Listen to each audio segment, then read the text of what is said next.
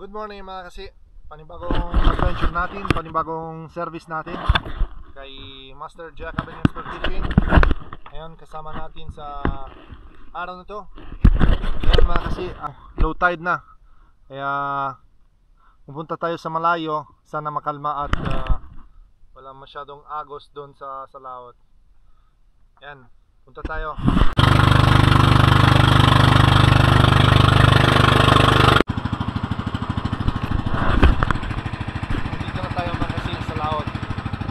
Malayo yung inland. Subukan natin, tara.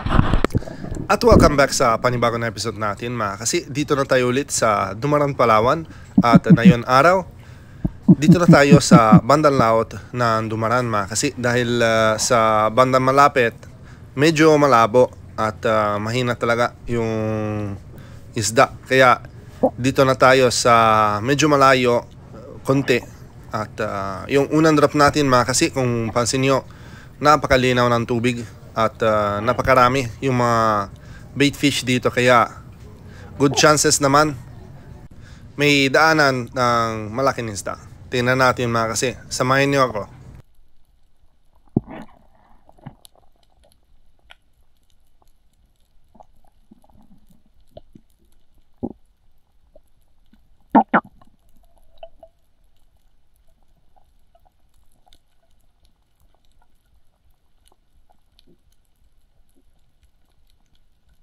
At sa tagalan, andito na ko sa ilalim kasi may lumapit isang good size ng long nose emperor or dugso. Kaya tirahin natin ito dahil ito talaga yung pinakamasarap na between all the emperor fishes mga kasi. Yung long nose. At okay na rin yung tama natin sa isda nito. Kahit medyo malayo, mag-abot din yung shaft natin. Kaya ayos na rin. Medyo malalim yung bahuran nito mga kasi. Itong bato talaga ay mga sa siguro abot ng 25 meters sa ilalim. Pero sa taas may 15. Kaya napakaganda ng spot dito mga kasi. Kaya sana meron tayo ulit na puntaan dito mga kasi. Dahil ngayon medyo malakas na ng agos. Kaya na-decide na kami ni Jack na palipat ng spot. Pero ito na nga yung unang isda sa araw nito mga kasi, isang good size na long nose emperor. Let's go! Pagsisida ko dito mga kasi, napansin ko tatlo ng tanige. Kaya umabol ako yung nauna, kaso na lang lumiko silang lahat mga kasi. Siguro susunod, pinili ko yung sa uli. At sa tagalan ako doon sa ilalim, pag umangat ako, si Master Jack na hiningi ng second shot dahil sabi niya may pinapana isang malaki ng trevally. Kaya pag bumaba ko dito mga kasi, ang labo talaga. Tsaka wala kong hangin talaga mga kasi. Kaya safety muna tayo.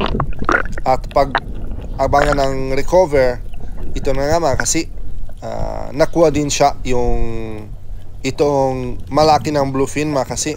Kaso na lang, tingnan nyo yung shaft niya mga kasi, medyo baluktok talaga.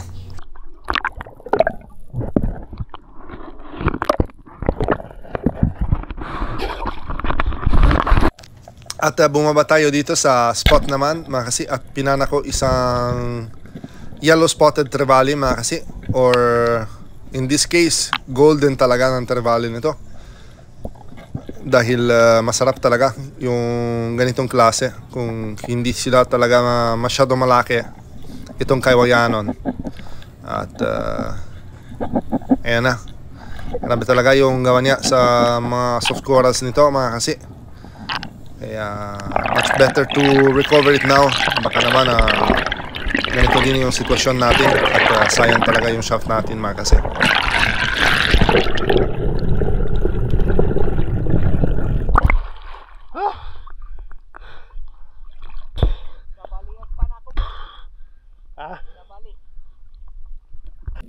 At ito na nga mga kasi yung nangyari kay Master Jack. Yung nangyari din sa akin din doon sa kanipo. Nabali talaga yung shaft niya dahil yung flapper.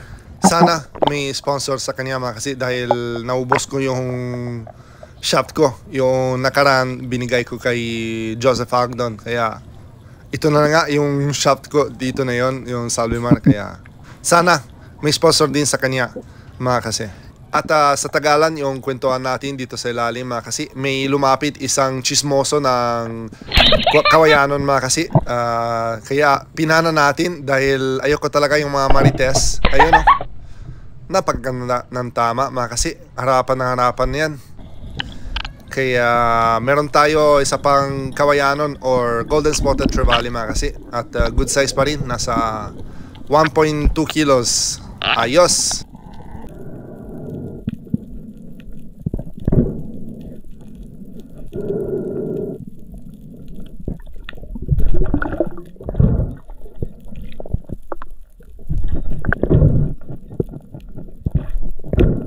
Pagkatapos yung i-secure yung Golden Spotted Trevally natin mga kasi, bumaba ko dito dahil meron akong pansin ng meron dalawang malaki ng mga agat sa ilalim. Pero ito na nga yung lumapit, dalawa ng marites na naman, marites ng Toblerone mga kasi. Pero hindi talaga ng targetin natin sa araw na ito mga kasi. Kahit suicidal sila mga kasi, gustong gusto sila siguro maging barbecue shot. Pero sa tagalan mga kasi, may lumabas sa butas. Isang good size ng mga agat mga kasi. Ito talaga yung targetin natin. Kaya stone shot natin mga kasi. Napakaganda ng patama. Tingnan natin sa slow-mo. Grabe talaga, ayos. Ito talaga yung targetin natin sa kuweba nito mga kasi. Sana may lumabas din yung malaki, pero ayos na rin pag may ganitong klase din. Napakasarap yung sabaw natin. Sulit.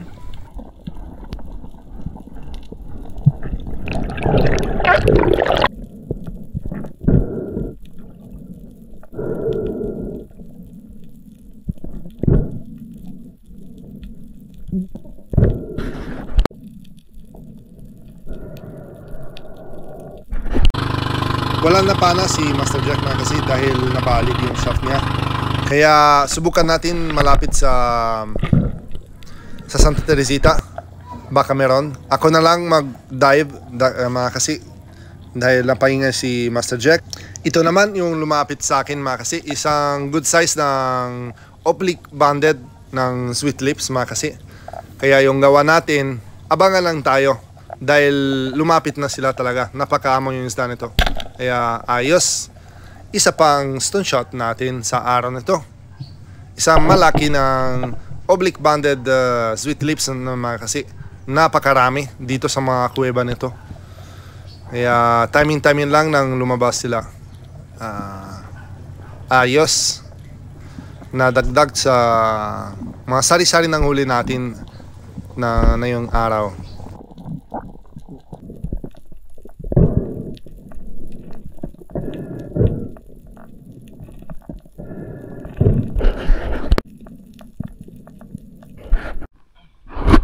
Ayun o. Dami. Ayos na rin.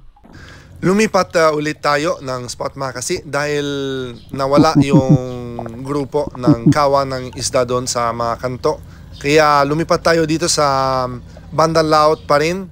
At ito na nga yung papansin ko sa era nito mga kasi. Meron tayo isang malaki ng Barshik grouper mga kasi. Kaya pinana natin. At sana maging lechon shot. Pero napakabilis talaga yung galaw ng isda nito mga kasi. Kaya buti na lang na spine shot natin. Maging yung unang suno or coral trout sa araw na ito mga kasi. At good size pa rin. Nasa 1 kilo itong Barshik coral trout. Napakaganda ng klase ng isda nito mga kasi. At bumaba tayo ulit mga kasi dahil napansin ko merong isa pang malaki doon sa ilalim. Kaya sana napansin din siya sa akin mga kasi. Dahil matapang talaga yung ugali nila. Kaya abangan lang tayo. Usually pag may timing nila, harapan talaga sila dahil ito talaga yung attitude ng isda nito. At sa tagalan ng hinintay natin, iyon na nga naman kasi andun na siya sa ilalim. At subukan natin ang stone shot, pero as I said, mahirap talaga maging lechon barbecue nito. Kaya dapli siguro yung tama. Pumasok pa sa bato mga kasi. Kaya yung ginagawa ko, kung ayaw talaga ng lumabas, punta ko sa taas muna, i-recover, tapos bumaba ulit. At doon na siya mga kasi. Ipasok talaga sa bato. Buti naman hindi siya talaga na stuck. Kaya madaling yung retrieve natin. At tingnan nyo mga kasi, napakalaki. Nasa 1.5 kilos mga kasi. Sayang, medyo daplis yung tama. Hindi talaga ng full price itong isda. Pero okay na rin mga kasi. Napakaganda ng isda talaga. Barchick coral trout mga kasi. Kaya hinarvest muna tayo sa spot nito. Pagkatapos yung i-secure ng isda na yan mga kasi, napansin ko dito sa ilalim itong klase ng blue spine unicorn or original na surahan. Naglalaro siya sa kanyang butas mga kasi. Kaya i-drop shot natin at ipinana sana maging lechon talaga ng surahan. Itingnan natin sa slow-mo mga kasi ayos din yung patama at tagos din yung flapper natin. Ayos talaga mga kasi. Meron tayong iyaw. Napakasarap yung isda nito. Yung paborito ng bayan. Isang original na surahan mga kasi. May pusa din doon sa ilalim mga kasi, pero hindi talaga yung targetin natin na yun. Kaya ito na nga muna, isang good size na blue spine unicorn or surahan. At bago makyat tayo sa bangka mga kasi, may pansin ko dito sa ilalim isang inosente or isang masarap ng ihawan ay itong klase na boxfish mga kasi. Or tawagin sila dito sa Santa Teresita ay tabaron. Ayan o. Pinana natin dahil matapang na siya. Kala niya butete. Kaya pinana natin. Ayos, stone shot ng tabaron. Napakasarap ng ihaw. Partner talaga nito sa surahan. Maging restaurante talaga na yon. At ayos. Ayan o. Stone shot talaga. Itong klase ng boxfish mga kasi. Napakasarap. Ito naman kasi. Dagdag na. Yung wow. Sarap na isda.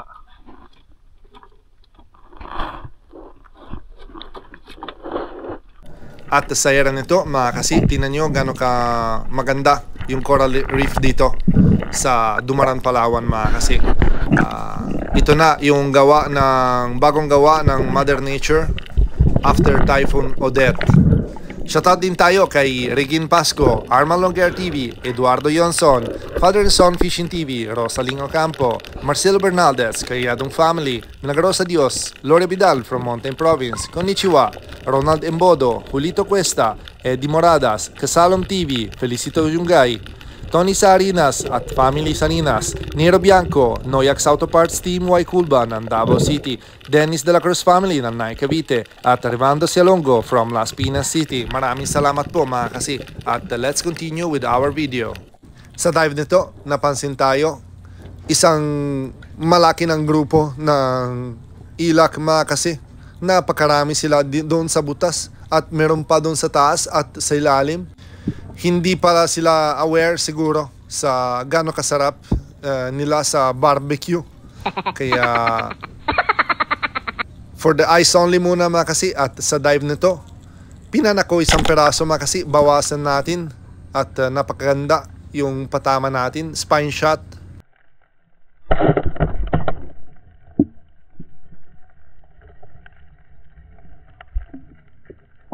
Mula na yon siguro mag-barangay meeting sila at barangay counting.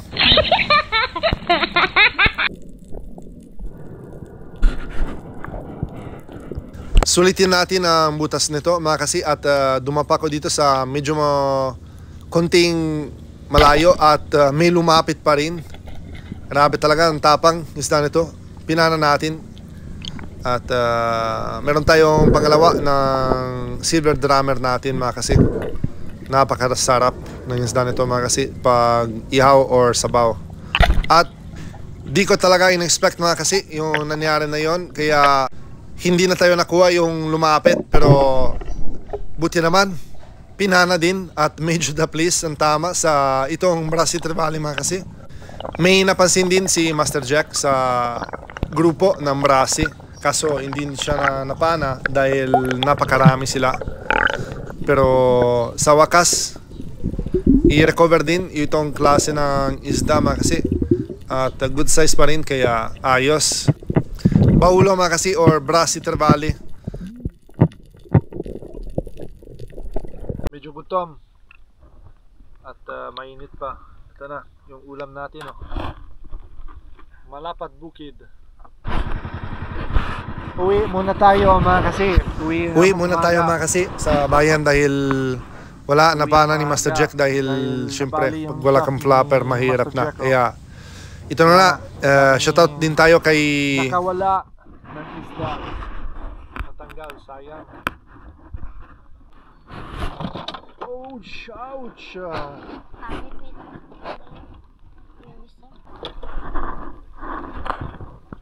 Ito, yung bumali ng ating shop. Mamaw. Ang dami. Sabi mga Mamaw, sugat na.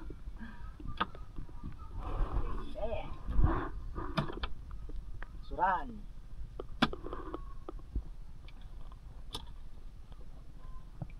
Wow. Ayan. Anong pangalan? Bluefin Trevally.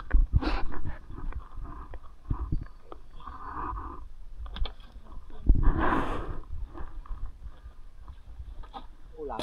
Pasko. Sarap. Ihaw natin na yun. Mga kasi oh. Ayos.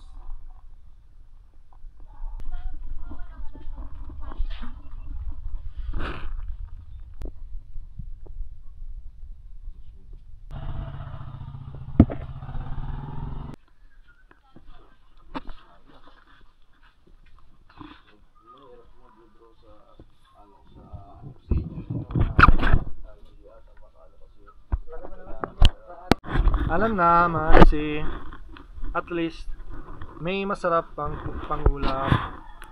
Isang suran, isang box fish. Yan. Kilaw mga kasi ng leopard grouper tsaka butete. Hindi pala. Yan. Mangga. Iyo taga ihaw.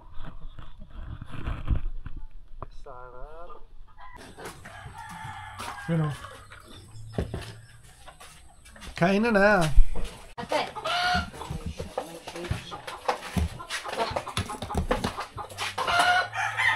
Kung walang may dyan, hindi ko masikaso. Nadagdag yung box fish.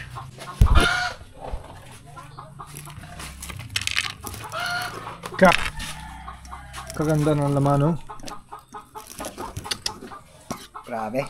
Pangitlog ng manok. Iba. Ibang laman nyo. Ikaw din hindi pa Tingnan magkain. nga mga kasi.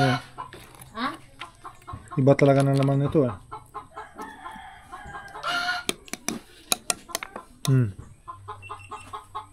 Ayun, no? Kaya na guys. Talaga. Okay.